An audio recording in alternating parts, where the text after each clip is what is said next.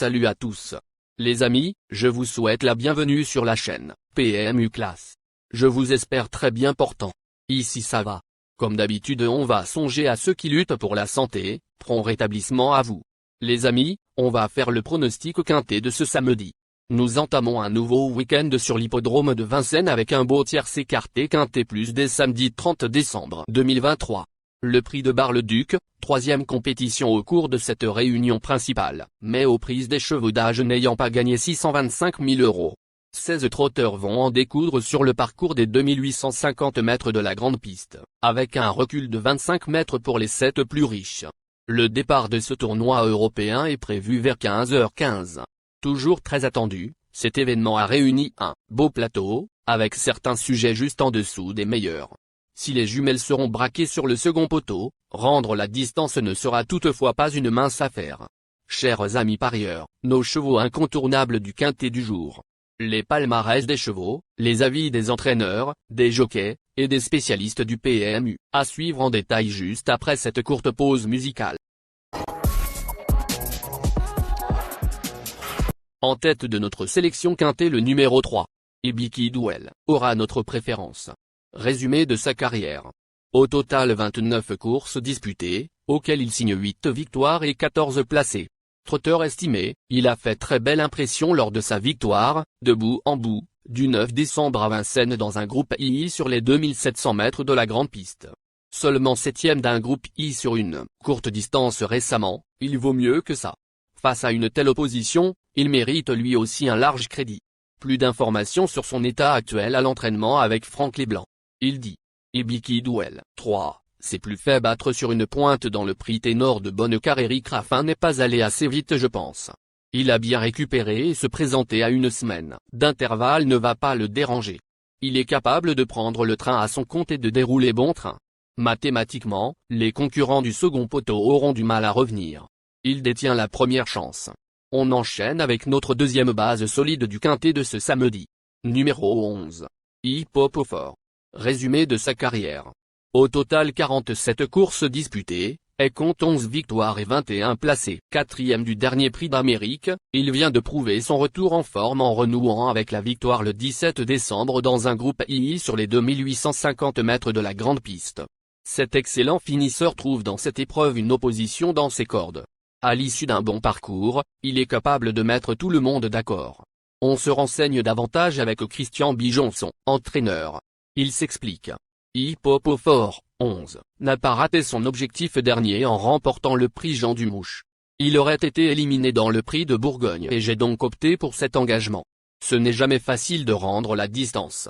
Au premier échelon, Ibiki Duel est capable d'imprimer un rythme soutenu et d'aller loin. Je ne sais pas si mon cheval peut doubler la mise mais il a encore un bon rôle à jouer. Chers parieurs, la dernière minute du quintet de ce samedi. Numéro 14. Eric Thel. Résumé de sa carrière. Avec ses 36 sorties, il signe 8 victoires et 21 placés. Trotteur suédois de grande qualité, il ne s'est pas mal comporté le 10 décembre dans le prix du Bourbonnais, bien que classé seulement 8e. Le 13 novembre, il s'était imposé dans un groupe II sur l'un parcours qui nous intéresse en devançant Happy Valley et Faradeco qu'il retrouve ici. Dans une telle épreuve, il est très compétitif pour les toutes premières places. Plus de précision avec Thomas Malmquist entraîneur. Il dit. Eric Thel, 14, a tenté sa chance avec les meilleurs dans le prox du Bourbonnais. Il a bénéficié d'un bon parcours mais n'a pu accrocher une place à l'arrivée, sans démériter. Il découvre ici un bon engagement au plafond des gains même s'il faut rendre la distance et se frotter aux 5 ans. Ibiki Duel et Hippopofort sont les chevaux à battre mais il peut terminer sur le podium. Les amis, soyez sympas. Faites ce simple geste encouragement, ça nous donne la force dans la recherche. Je termine la vidéo avec mon champ réduit. Restez jusqu'à la fin de la vidéo pour découvrir mon champ réduit. Les amis, suite de la sélection pour compléter notre ticket. On entame avec notre trouble fête incontournable du quintet de ce samedi. Numéro 13. Happy Valley. Résumé de sa carrière. Au total 42 courses disputées, dont 13 victoires et 19 placés. Jument dotée de gros moyens, elle avait remporté un groupe I en avril 2022 sur les 2700 mètres de la grande piste. Elle avait aussi terminé deuxième du groupe 1, prix ténor de Bonne en décembre 2022 et troisième du Critérium des 5 ans en septembre 2022. troisième d'Eric Tail le 13 novembre, elle a prouvé sa forme. Elle sait finir très vite. Attention à elle. Plus d'informations sur sa forme actuelle à l'entraînement avec Philippe Moulin, entraîneur. Il dit. Happy Valley, 13, va bien, mais sa dernière sortie n'est pas bonne du tout et nous n'avons pas d'explication. Samedi, elle devra d'une part rendre 25 mètres à des chevaux en forme, et d'autre part nous rassurer. J'espère qu'elle parviendra à se placer. Nos deux tocards incontournables du quintet de ce samedi. Premier tocard en forme. Numéro 8. Island Fall. Résumé de sa carrière. 9 courses en jambes, auxquelles il signe 3 victoires et 4 placés. Island Fall a démontré toute sa compétitivité sur la cendrée parisienne lors du précédent meeting d'hiver. Elle est très bien placée dans cette course et doit être prise au sérieux.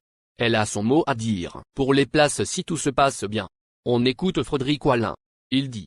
Island Fall, 8, a réalisé de bonnes valeurs tout au long de la saison. Son objectif reste le prix Lenjo en son fin janvier. Ici, elle se présentera en bonne forme mais peut manquer d'une vraie course. Elle est à Grosse-Bois depuis début décembre. L'engagement est idéal. J'attends de la voir à l'arrivée. Deuxième tocard en forme. Numéro 10. Farah Deco. Résumé de sa carrière. Au total 100 courses disputées, auxquelles il signe 14 victoires et 53 placés. Quatrième derrière Happy Valley le 13 novembre et sixième de Hip Hop au Fort le 17 décembre, il peut se présenter dans cette course avec des ambitions pour une petite place. Plus de précision avec Alexis Garando. Il dit. Farah Deco, 10, a fourni une très bonne fin de course dans le prix Jean Dumouche. Auparavant, à Lyon, je suis arrivé trop vite dans le tournant et elle a galopé. Elle n'avait pu éviter la faute de le prix de Bretagne suite à une gêne. Sa forme ne fait aucun doute mais elle est contrainte d'affronter de sérieux rivaux. Comme le second poteau est bien composé, elle peut se faire ramener et accrocher une place. Notre outsider séduisant du quintet de ce samedi.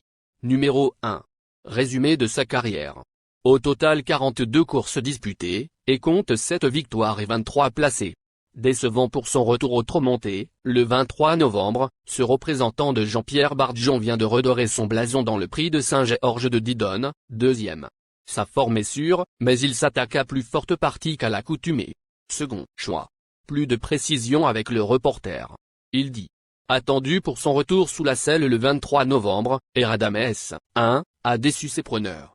En revanche, il a remis les pendules à l'heure, à l'attelage, en prenant la deuxième place du Quintet Plus du 2 décembre. Ce samedi, il affronte un lot plus relevé et briguera donc une petite place. Notre surprise évidente du Quintet de ce samedi. Numéro 7, Floréal. Résumé de sa carrière. Au total 77 courses en jambes, dont 14 victoires et 39 placés. Floréal, 7, n'a pas de marge mais il fait toutes ses courses et il est dans une telle forme qu'il n'est pas hors d'affaire. Pour les amateurs de cotes spéculatives. On écoute Robin Bouvier, entraîneur. Il s'explique. J'étais très content de la deuxième place de Floréal, 7, dans le prix Poitou-Charentes, le 13 décembre. Content mais pas surpris, car il a eu le parcours parfait. Il n'a pas réussi à inquiéter la très bonne grâce du Dijon, mais il ne s'est pas non plus fait doubler. Suite à cette sortie, nous avons décidé de courir samedi. S'il bénéficie d'un aussi bon déroulement de course, il peut une nouvelle fois participer à l'arrivée.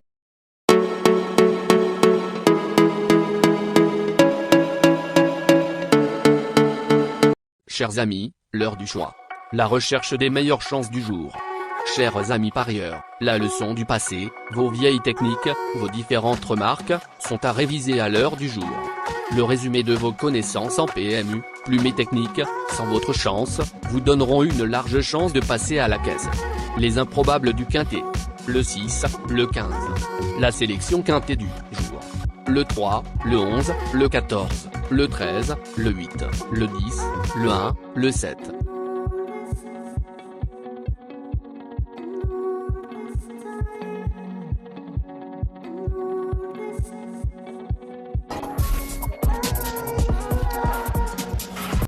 La synthèse de l'analyse du quintet. La minute de la vérité. Le numéro 3, c'est le plus gros favori de la course, il détient le pilier de la course, soyez très prudents chers parieurs. Les 3 atouts du quintet.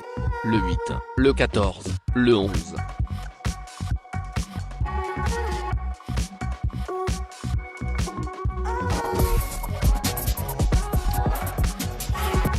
Nos propositions de tickets du jour, chers amis parieurs. Mon champ réduit à 50%. Ticket de base. 3, le 11, le 13, le 14, le 8. Ticket de folie. 3, le 7. Et le 3, le 15. Ticket de couverture. 3, le 14.